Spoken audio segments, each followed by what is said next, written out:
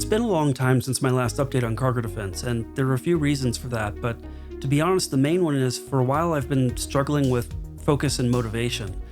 And I know that's a common problem for big projects. Eventually the initial excitement wears off and there's just a lot of work to do. But I'm starting to get back into a better mindset, so rather than dwell on that, I want to talk about what's new. As you saw in the opening, I've completely revamped how Hyperspace looks. This whole thing is just a single cylinder mesh with a custom shader, and it's fairly straightforward. I'm just sampling and blending two repeatable noise textures that I'm scrolling through at different rates. The most complicated thing here is I'm generating UV coordinates inside the vertex shader, which I plan on pre-baking in the future, but this was just easier for experimentation. I'm also using a custom shader for skyboxes that I've added to each location, and it got a bit tedious and error-prone to keep updating locations one by one, so I've built a new tool to help me manage them. In addition to setting things like scale and textures, it also does things like evenly distributing landing pads in a designated area, so I don't have to do that manually anymore. I'm planning on building a similar tool for ships next, and both of these will be available to modders as well.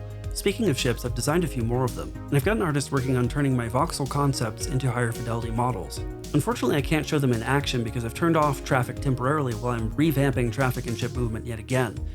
There's a bit of a complication with the move to simulating one day at a time and having hyperspace travel take a day, because if the traffic is driven by the simulation, eventually it would just get where it's going and stop moving if you sit in one place too long.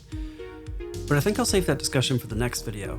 The last thing I want to mention today is I've been working more on the soundtrack lately, and I've posted a video on my music channel about the making of the music you're hearing in the background now.